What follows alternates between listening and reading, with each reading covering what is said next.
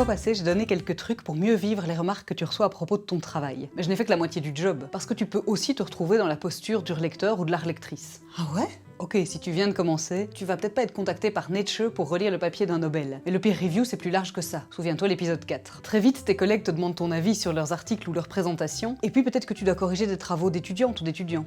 Enfin, dans ce cas-là, on n'est pas entre pairs, hein, quand même. C'est vrai qu'avec les étudiantes et les étudiants, on supervise des travaux en tant qu'enseignante ou enseignant.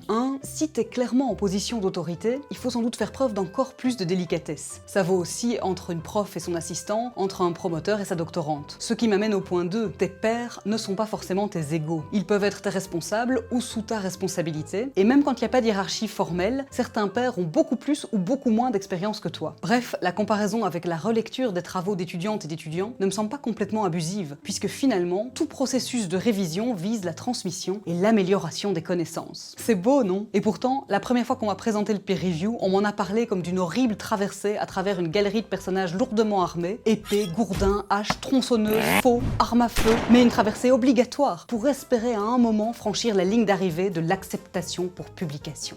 Ça donne le ton, t'es pas ici pour rigoler. Publier, c'est encaisser les coups. Les scientifiques, c'est des durs. Le job des lecteurs et des lectrices, c'est de bien savoir te tabasser. Mais attention, pour te faire grandir. Mais pourquoi? Pourquoi ça devrait être aussi affreux? Et surtout, comment cette idée est normalisée au point de devenir l'introduction comique d'une formation? Bah, c'est comme ça. C'est le jeu. Un jeu un peu cruel quand même, non? Oh, enfin, il faut grandir. On n'est pas chez les bisounours. Oui, bah, un de mes collègues est en dépression grave. Que veux-tu, ma grande? Tout le monde n'est pas fait pour la carrière académique. Bah heureusement peut-être, hein.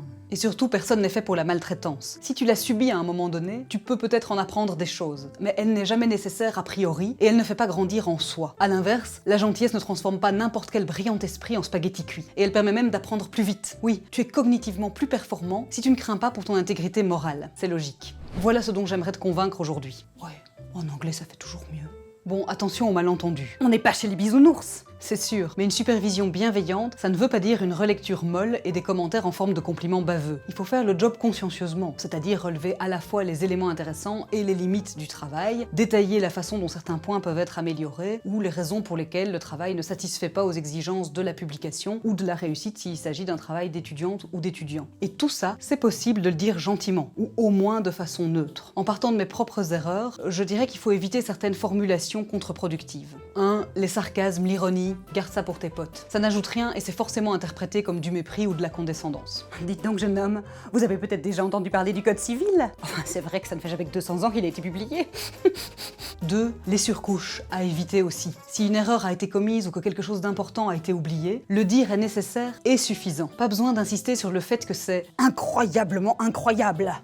Omettre un développement d'une importance aussi capitale. Réjouis-toi d'être utile et signale sobrement le problème. Sobrement, ça concerne aussi la ponctuation. Bannis les points d'exclamation et même les points d'interrogation, sauf si c'est pour poser une vraie question. Oui, pourquoi dire « Ne manque-t-il pas la dernière évolution dans ce domaine ?» Plutôt que « J'ajouterai ici telle évolution récente. » Point. Fais confiance à l'auteur pour le reste. Et mets-toi à sa place. Une erreur, une négligence, c'est douloureux à admettre et à corriger, donc pas besoin d'en rajouter. Je confirme. Et y a pas que ma santé mentale qui est en danger. Mon père, il en peut plus que je l'appelle en pleurant. À 63 ans, il frise le burn-out parental. 3. Oublie les interprétations qui ne sortent que de ton imagination dans ton contexte à toi. Oui, vous n'avez pas jugé utile d'explorer tel point. Vous balayez tel auteur du revers de la main, c'est extrêmement interpellant. Franchement, si tu dis « je voudrais en savoir plus sur la position de tel auteur ou sur tel point », c'est la même remarque, sans sous-entendu acerbe. En conclusion, comme le but du processus est d'améliorer le travail, tes commentaires doivent être les plus accessibles possibles. S'ils sont noyés dans des considérations sarcastiques ou suremballés dans des jugements de valeur, le destinataire va se sentir agressé et il lui sera beaucoup plus difficile de saisir la pertinence de tes remarques. Autrement dit, de vilains commentaires sapent ton propre travail de relecteur ou de relectrice. C'est QFD.